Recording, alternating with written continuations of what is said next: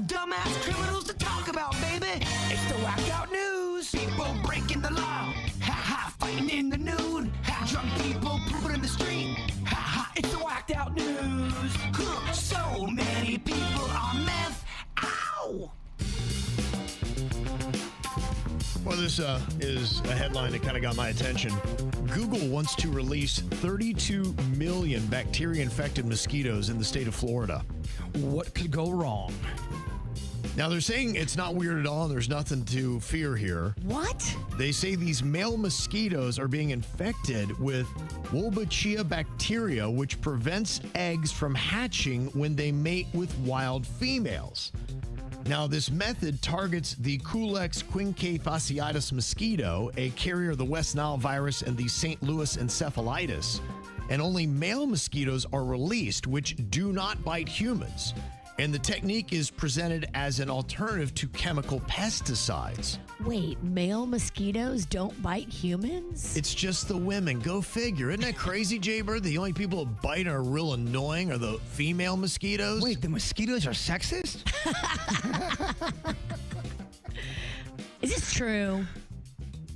Look it up, Virginia. I will. Okay. I'm actually quite curious to hear what she finds. Gender war mosquito facts. It's the women that you got to look out for. Dang.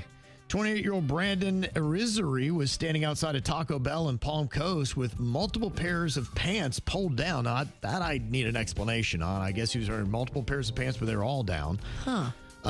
And something was out. Oh, boy. Uh-oh. Part of the problem of staying open until 1 a.m. You get to see this stuff at Taco Bell.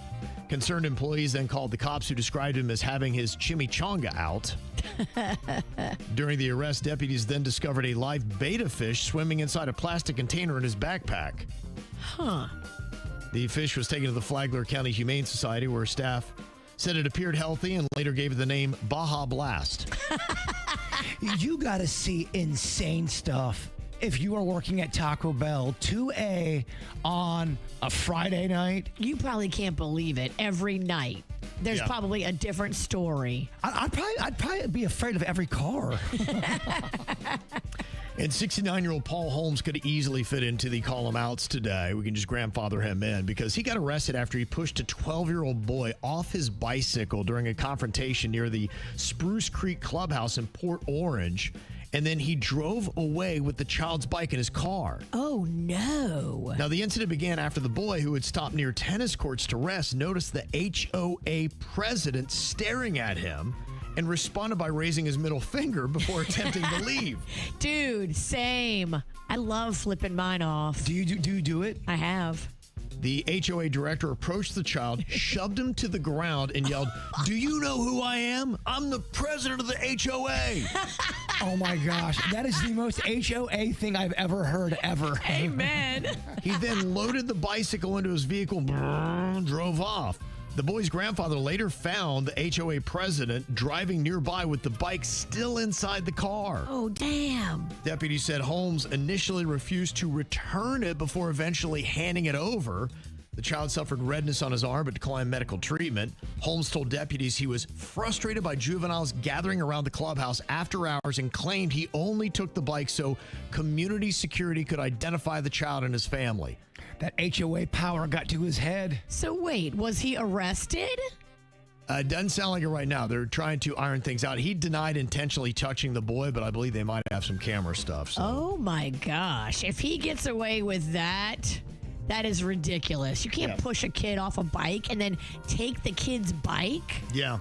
Pretty crazy, right? It is. That's so HOA. It's so HOA.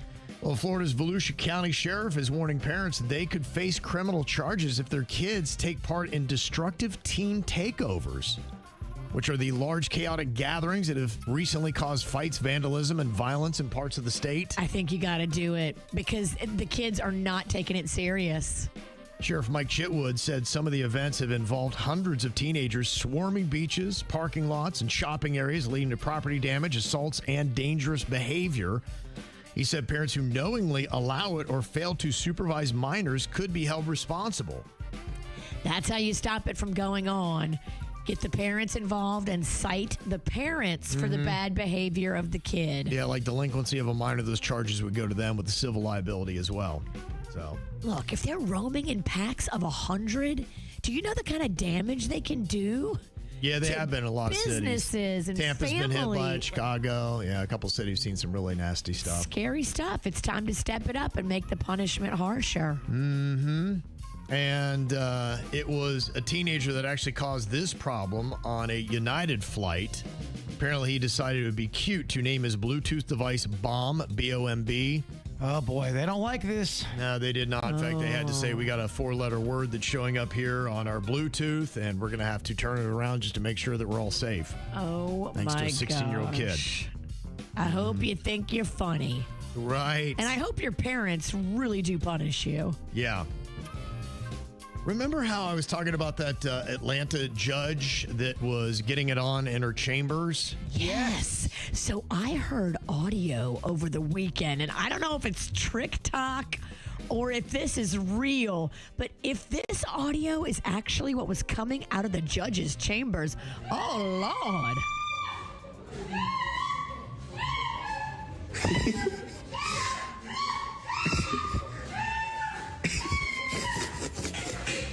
I mean, come on. Come on. I think she did. Well, I Wow. just think that Okay. that's a little, That is over the top. that sounds performative, no? Wow. What is going on? Is she doing this on purpose to put on a show? You have to know that people can clearly hear what's going on, and you just must not care at all, I guess.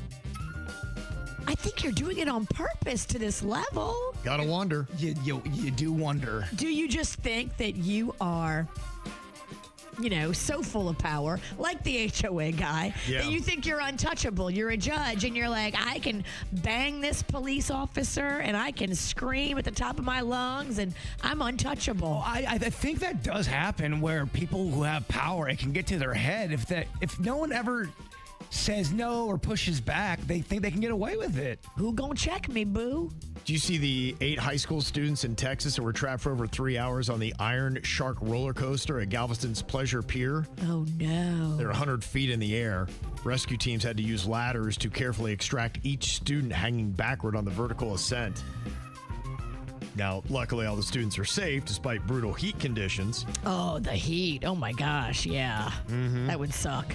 But And at least they weren't hanging upside down. True. You're right. Could have been worse. A lot of them look really traumatized, though.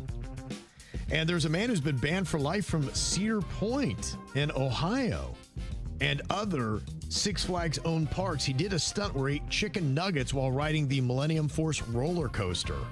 It was definitely really hard. So I see why Cedar Point reacted the way they did, because I can see why there's safety measures and everything like that. It was hard. I had to try not to choke almost the entire ride. I had no idea Cedar Point even seen the video until I got a message saying I've been banned for life from Cedar Point, which really hurts because I've been going there since I was a little kid. I'm a season pass holder.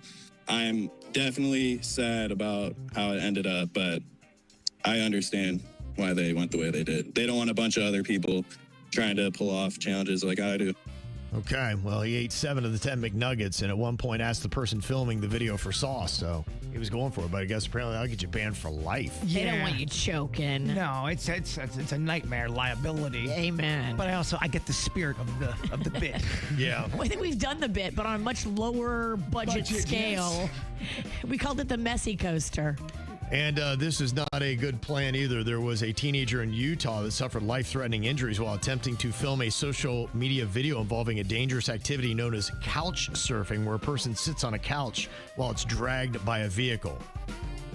That sounds like the dumb stuff we used to do. I think we've done that too. We did it with a chair. So the Office last chair. 2 things you've talked about, we've done. Messy coaster Yep. and dragged an office chair behind a car with a human in it. We do the whacked out news, but we should be in the whacked out news at the same time. That chair stunt was kind of insane. Yeah, looking back, we made some mistakes. Yeah, and we'll make more. Yeah. Yeah. Just what we do.